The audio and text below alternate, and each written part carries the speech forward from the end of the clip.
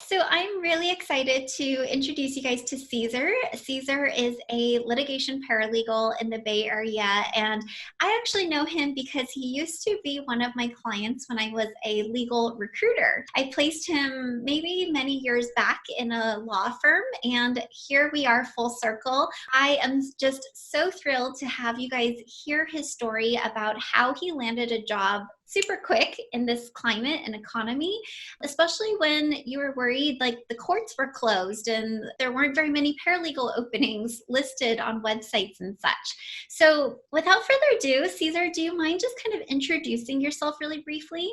Oh, great. My name is Cesar Tamandong. I am a senior litigation paralegal for a law firm in the Bay Area. I started my first day on Monday, August 17th. I've worked with Emily since 2013 when she was a legal recruiter. I was working for an AM 50 law firm in the San Francisco Bay Area up through May 7, 2020, where unfortunately staff cuts occurred and my position was eliminated on May 7th. I got going, realized Emily had her happily hired formula program, and I told her, hey, I'm ready to go through the program and walk through the overhaul of my resume and just really hone in on what I wanted to get out of my next position as a litigation paralegal. I started working in all the modules. I started to identify on my own my top 100 legal contacts. I was just making it my goal every day for the first 21 days to reach out to each of my 100 contacts. And right when I was starting the modules, I started to get interviews right away. So I had to jump over and go through the interview modules and do prep on the interviews, which were very helpful. I was able to advance to several second round.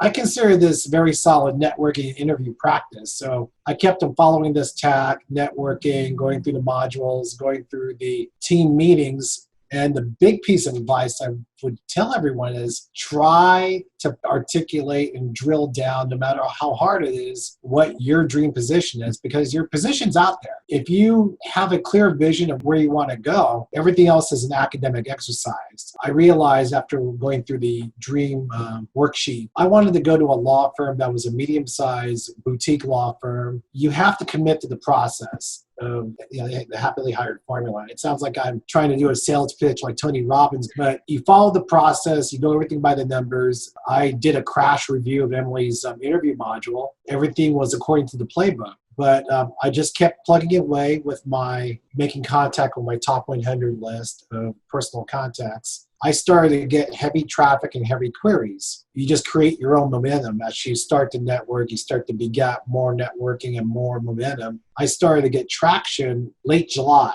A recruiter, John, I found him through another mutual friend, and he presented me to two law firms. And the position in Oakland that I have now was for a securities litigation and antitrust litigation senior paralegal position. However, the recruiter told me that this company has been taking 7 months to try to find somebody, and they finally agreed to a higher, more competitive salary in order to secure a senior paralegal. I interviewed for my position August 5th. The 1-hour screen went well, followed Emily's script. Then they gave me a skills test, did it overnight. I submitted the skills test, and then an hour later, my recruiter says, you aced the skills test, and one of the managing partners in Oakland wants to talk to you today at 3 o'clock. I go, okay. So I had to scramble, find a press shirt, and done my video interview by that afternoon. And then the following morning, I interviewed with one other partner and 2 senior associates. My final interview concluded at a little after 3:15 Pacific, and I received my offer letter at 4:10 Pacific.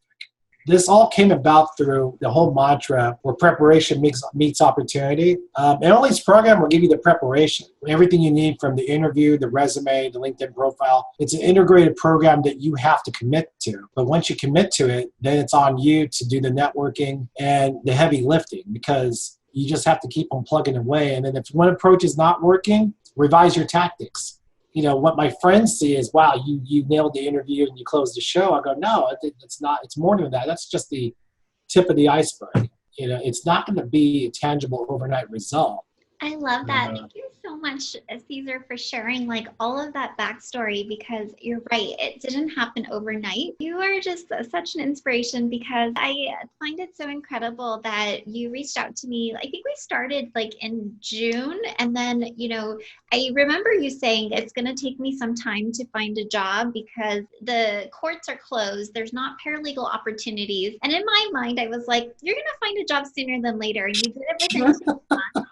And I just remember, like, as we were starting to work on your resume, you were getting interviews already. You were like, I have this interview, and I just had this interview with this company. And I just like networked and sent out this message, and oh my gosh, this person's introducing me to this person, and I'm jumping on the call with this person. Like, I needed a spreadsheet to keep up with your activity, but I am hearing you loud and clear that it isn't just something that fell into your lap. It's something that you really chiseled away at. You had very clear goals. You were like, this is how many people I'm going to reach out to. This is what I'm going to say on this day. And you just went through it. So I want to actually dig in a little bit more and hear from you, like, what was your mindset going into reaching out? Like, I actually need help with this. Like, where were you at in this job search process? You have to have a positive mindset that if I'm going to approach somebody in a networking sense, my experience is that 90% of the people out there or plus are willing to respond to you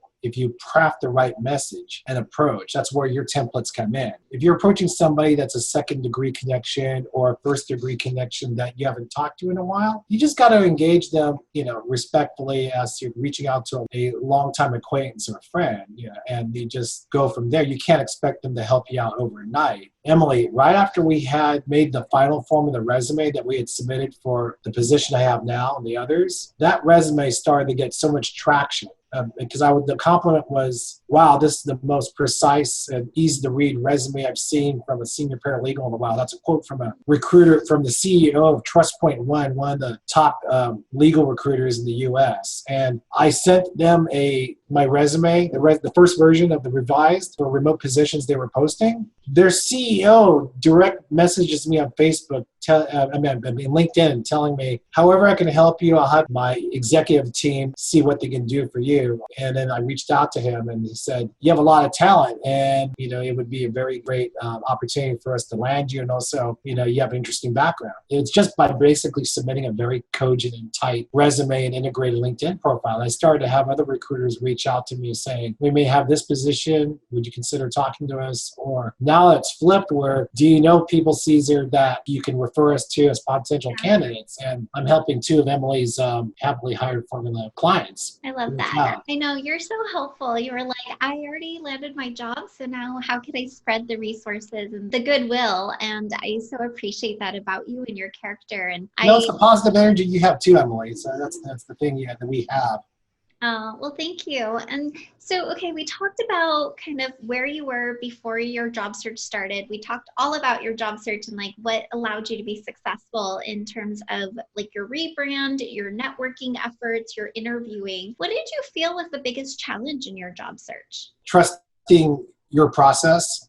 Because I was so wedded, everyone. I was so wedded on my resume. My resume was like a 5-page academic CV. Fine for an academic CV, but Emily convinced me and showed me you could condense this down to 2 pages to get the guts of your experience. Because the thing that changed my mind and opened my eyes was when Emily stated to me, your resume is a marketing tool to get you to the interview. I go, oh, wow, I never thought of that. I mean, because the traditional view of a resume is a kitchen sink list of all your experience. I mean, that's fine if you can do an academic CV, but the goal here is to get the hiring manager and the ATS system to get you to round one of the interview. That was the hardest part, was to learn and realize that. Once I realized how that is the first component, and also when you're doing the dream job worksheet, everyone really commit to asking you those hard questions. And that book from the Stanford guys about realigning your life. Was it?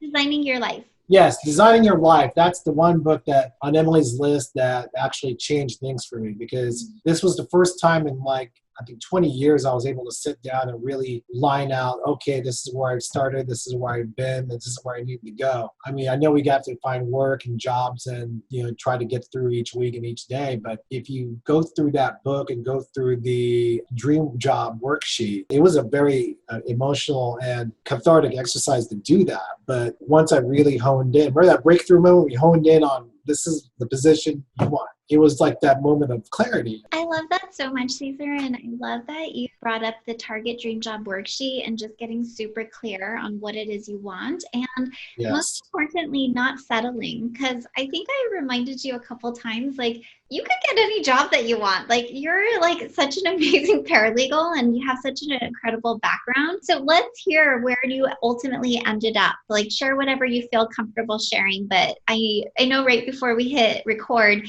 you told me you just started your first week. So tell me a little bit more about your new job.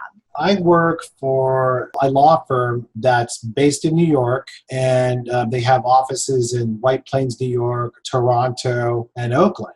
For those who are interested in the law firm I'm working for, they can look it up on my LinkedIn profile. How closely aligned is it to your Target Dream Job worksheet? 100%. That's awesome. Because during the interview, they were telling me, okay, this position is going to be 80% senior paralegal and then 20% law firm management and operations and handling budgeting and billing. I'm like, wow, that's the type of thing I wanted to get into. Yeah. The partners were amazing, and the law firm partners I interviewed with evolved the interview to a sales pitch for me to join their firm by prefacing language. If you were to join us, these are the type of cases and tasks we'd have you working on. The firm has a big firm caseload, but we like to have a boutique firm startup mentality. And I was like, wow. Love it. Well, I'm so happy for you, Cesar, and congratulations. Like, really well deserved. You just, like I said, hammered away at everything and so quickly landed your dream jobs. I'm super happy for you. I want to ask if you have any final thoughts or words for job seekers out there. Believe in your ideal dream position. It's out there. And don't settle. Love that. Don't settle, but remain flexible enough that if you have to take a gig to pay the bills or use it as an intermediate step, that's fine. Because when I was working with Emily and her legal recruiting company in the San Francisco Bay Area, her team and her colleagues and predecessors found me contract work of all varieties. And I just kept on plugging away and advancing and taking opportunities as they come.